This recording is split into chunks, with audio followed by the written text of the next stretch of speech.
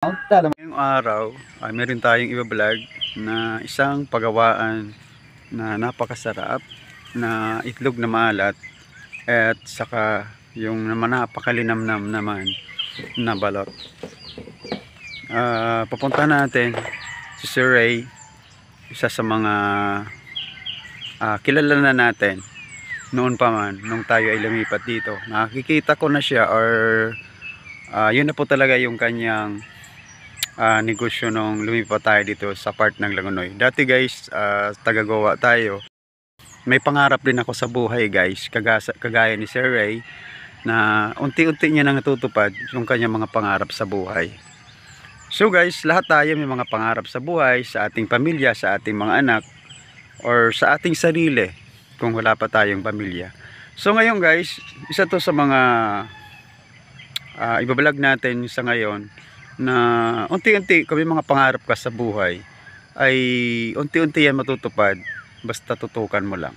So guys, ngayon pupuntahan natin si Sir Ray at ipapakita ko po sa inyo yung mga produkto nila. At kung gusto nyo naman po mag-reseller sa itlog na maalat and then balot, mag-PM na lang po kayo sa ating FB page. Uli naman guys, direkta po kayo sa akin at isasamahan ko na lang po kayo doon kay Sir Ray kasi kababaryo ko naman po siya. So guys, let's go. Punta natin si Ray.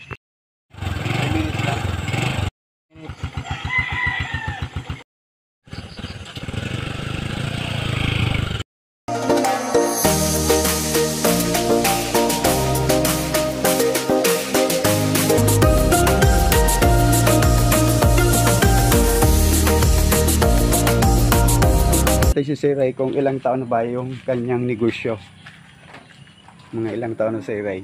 Ay, habag-hay ka muna. 15 years na yata. 15 years. So guys, medyo na-inspire ako kay Sir Ray kasi nung araw, ang ginagamit niyang sasakyan, ito lang oh. Makikita mo itong top down na to guys. Oh. Ito yung nakikita ko sa kanya palagi pag nagdi-deliver. Pero after ilang years guys, tingnan mo yung napundar niya oh. Mayroong dalawang sasakyan. May L3 and Mazda.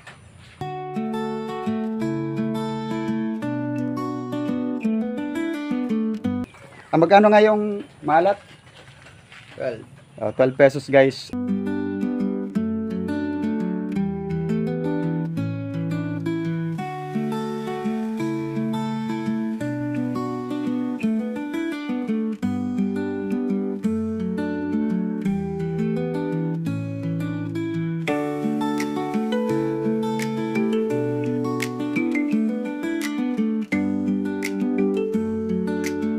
At yung balot naman magkano? 15. Oh, 15. Napakamura na 'yon mga guys. Hello guys, ang po kita digdi sa ang Abugis. Sa sentro lang po ni Bisay Elementary School. Kasi yan po kita digdi kay Sir Ray Ortenero para po ipopromote natin yung kanyang napakasarap at napakamalinamnam na maalat. Isa yan si guys sa pinakasikat dito sa buong partido, yung kanyang produkto yung maalat at balot. So guys, punta natin sa loob. Ito po yung area niya. Ito yung dito yung sino-double check niya yung kung alin ba yung balot. May mga Pinoy man ni Ray Haday. Yun yung mga Pinoy. Ito yung mga talagang balot ano. Ito yung ginagamit nyo guys sa pagdidetect kung balot or Pinoy. Ang Pinoy guys yung walang sisiw. At ito yung mga ginagawa niya, ay nagawa niya ng mga maalat. Ayan. Ito yung area. Dito niya dryer.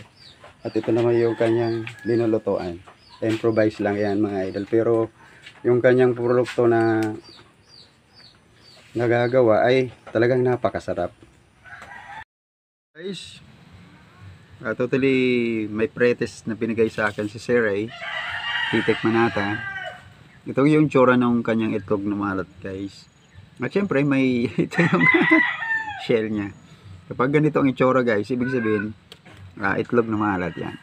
So titikman natin kung gaano ba kasarap yung kanyang itlog na maalat.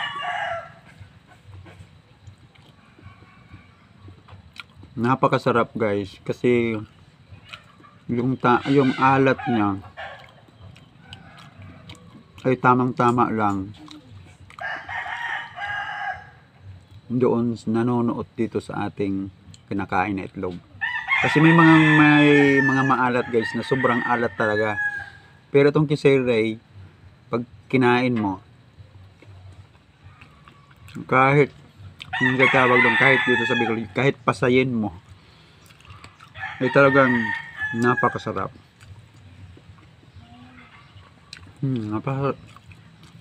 Mapapadami tayo nito. Grabe. Kaya para talagang binabalikan yung kanyang product na itlog na maalat. Talagang perfect niya na yung timplada.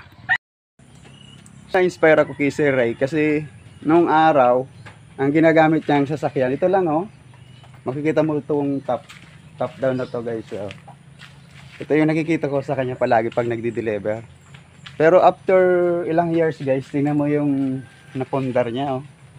Mayroong dalawang sasakyan. May L3 and Mazda. Ibig sabihin guys, yung bawat tao kung may determination talaga sa kanyang binabalak na negosyo ay talagang makikita mo yung resulta. Ito yung nangyari kay Sir Ray, isang gumagawa dito ng napakasarap na balot. Ito malapit lang ito guys dito sa sentro ng Amugis, dito sa beside sa elementary school. Dito ka lang dadaan sa likod. Kaya madali siyang, yung sasakyan talagang pasok na pasok dito sa area niya. At syempre guys, yung kanyang produkto, magkano nga yung malat? 12. 12 pesos guys. At yung balot naman magkano? 15. 15. Napakamura na yon mga guys. Pipick upin nyo dito, pero sila na yung maglalaga na. Yung ini-interview natin guys ngayon ay talagang na-inspire ako kasi napakagaling. Kasi nung baguhan ako dito, nakikita ko naman na yung kanyang sasakyan ay tricycle lang. Pero sa ngayon tingnan niyo naman, no?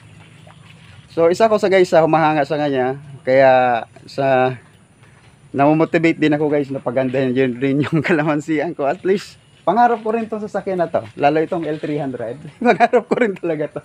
Pero someday sana magaya ko rin si Sir Ray na matupad ang mga pangarap sa buhay. Basta yung pangarap. Matutupad. Basta sige-sige lang ano Sir Ray. Salamat sa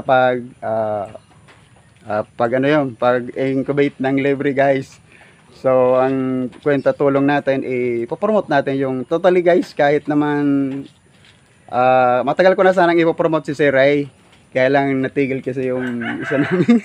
Dati dito kumukuha talaga ng maalat. Tinatanong palagi ng customer ko, saan ba galing to? Sa Amugis. O so, ibig sabihin, sikat na talaga si Sir Ray sa larangan ng maalat na ginagawa.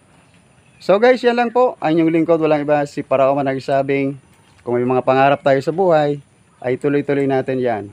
Tingnan nyo si Sir Ray, natupad yung kanyang goal as makabili ng 2 sasakyan. Baka susunod guys, iba na. O, yan lang po. Maraming pagsalamat. Basta si Ray sa Sonto, Amugis, Lagunoy. Thank you po.